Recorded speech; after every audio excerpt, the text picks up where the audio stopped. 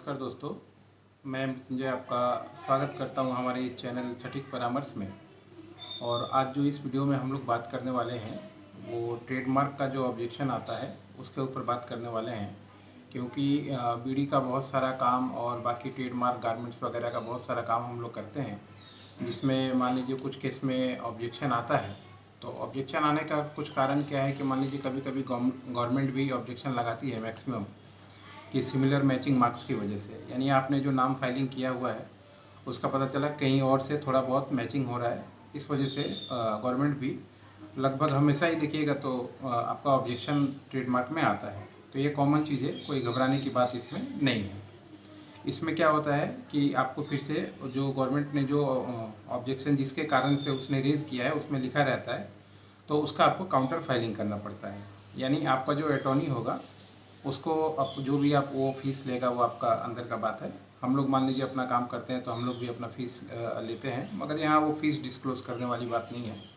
उसमें फिर counter file किया जाता है कि नहीं, अगर मैच है तो क्या है, नहीं है तो क्या है, उसमें अपना रिप्लाई फाइल करना पड़ता है। उसमें एक्सपीरियंस बहुत बड़ा मैटर आता है, क्योंकि नया नया आदमी जो मान लीजिए एजेंसी लेता है ट्रेडमार्क का या ट्रेडमार्क का काम करता है, उसको ये सब एक्सपीरियंस नहीं होने की वजह से चीज़ें सही से फाइल या ढंग से फाइल नहीं कर पाता काउंटर। जिसकी वजह से ये लोग क्या करते हैं, सस्ता ट्रेडमार्क देने की कोशिश करते हैं कि कम पैसे में ले लें, उसको मेकअप करते हैं, मगर ऐसा नहीं होता है।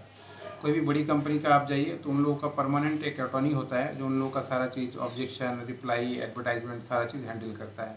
और लाख, 2 लाख, 3 लाख रुपए तक फीस जाता है। कहाँ वो चीज़ आपको 4,500, 6,000, 7,000 में मार्केट में लोग कर रहे हैं। तो काम तो एक ही है, मगर इतना डिफरेंस कैसे? तो यही सब इसका कारण होता है। ट्रेडमार्क होने से पहले ही एक्सपीरियंस जो बंदा है, जैसे हम लोग काम करते हैं, हम लोग बता देते हैं कि ये नाम का क्या पोजीशन है, हो सकता है कि नहीं हो सकता है। अगर मान लीजिए पार्टी फिर भी राजी है कि नहीं कुछ भी हो आप फाइल कीजिए, तो उस केस में हम लोग को फाइल करना पड़ता है। अगर नहीं होता है तो फिर ऑब्जेक्शन आता है, तो फिर ऑब्जेक्शन भी फाइल करना पड़ता है।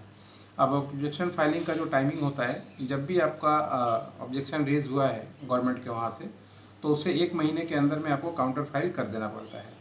और ये काउंटर फाइल आपको ऑनलाइन अपलोड भी होता है और जो पार्टी है वो भी उसको देख सकता है। प्लस पार्टी को भी पीडीएफ में जानकारी दे दी जाती है कि ये आपका काउंटर फाइलिंग हुआ है। इसके बाद लगभग समझिए तो 1 से 1.5 महीने फिर उसके बाद ऑब्जेक्शन गवर्नमेंट जो इसको रीस्क्रूटनी करता है।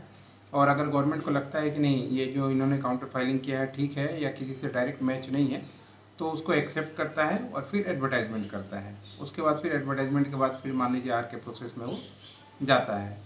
मगर ये ऑब्जेक्शन आ जाने के बाद लगभग 3-4 महीने का डिले जो है बहुत आराम से हो जाता है, क्योंकि काम इसमें बढ़ जाता है।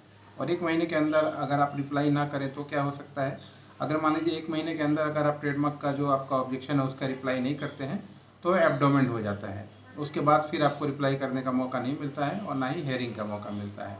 अगर ऑब्जेक्शन में गवर्नमेंट को लगता है कि नहीं आपको हेयरिंग देना चाहिए, तो उसमें वो लोग डेट इशू करते हैं, हेयरिंग देते हैं। और हर एक लॉयर का अपना अपना चार्ज होता है हेयरिंग का। किसी का 3,500 है, किसी का 5,000 है, किसी का 50,000 है, सबका अलग अलग फीस है। तो उसके अनुसार मान लीजिए फिर से हेयरिंग होता है, और हेयरिंग के बाद भी रिजेक्ट हो सकता है और हेयरिंग के बाद एक्सेप्ट भी हो सकता है। तो ट्रेडमार्क जो है एक सिचुएशनल चीज़ है कि कौन सा ब्रांड आप ले रहे हैं, किस बिजनेस में आप उतर रहे हैं, उसके अनुसार ही उसका सिलेक्शन होना चाहिए। फिर जाके जो है उस पर काम आता है। और थोड़ा ट्रिकी चीज़ है, नाम को चेंज करना, मीनिंग को चेंज करना। अगर इस तरीके से थोड़ा बहुत ट्रिक लगा के काम किया जाए और सेम किसी का पैटर्न ना चोरी किया जाए कि अगर कोई बिजनेस कर रहा है तो उसी का नाम ले लिया जाए, तो फिर ठीक ठाक तरीके से काम होता है। और अभी काम अच्छा हो रहा है समझिए। तो अभी आपको 1 महीने के अंदर ही स्क्रूटनी हो जा रहा है या ऑब्जेक्शन हो जा रहा है या एक्सेप्ट हो जा रहा है। पहले यही काम 6-6 महीने में होता था। तो अभी बहुत अच्छा टाइम है ट्रेडमार्क फाइल करने के लिए, काम जल्दी हो रहा है। हो सके पता चला आपको 12 महीने 14 महीने में आर का सर्टिफिकेट अभी मिल जा रहा है, जो पहले 2.5 साल 3 साल लग जाता। तो अभी कोई ठीक नहीं रहता था 2 साल लगेगा या 2.5 साल लगेगा। तो अगर आप मान लीजिए ट्रेडमार्क किए हुए हैं और आपके ट्रेडमार्क में ऑब्जेक्शन आया हुआ है, तो अगर आप अपने अटॉर्नी से फाइल कराते हैं तो ठीक है। और अगर हम लोग से कुछ एक्सपीरियंस लेना चाहते हैं या हम लोग से फाइल कराना चाहते हैं, तो हमारा भी अटॉर्नी लेके आप लोग जो है ट्रेडमार्क का ऑब्जेक्शन फाइलिंग कर सकते हैं। अब अटॉर्नी के लिए क्या होता है, 50 रुपीज़ के स्टैम्प पेपर पे हर एक का अपना अपना कंपनी का फॉर्मेट होता है, वो देना पड़ता है सिग्नेचर करके, स्टैम्प करके, ताकि आप पावर दे रहे हैं कि हाँ आप मेरे भी आप पे काम कीजिएगा। ये था ऑब्जेक्शन से रिलेटेड कि अगर किसी कंपनी का ऑब्जेक्शन आए ट्रेडमार्क में तो उसको क्या करना चाहिए, ताकि मान लीजिए उसका काम ठीक तरीके से हो पाए। आज के लिए इतना ही दोस्तों, नमस्कार।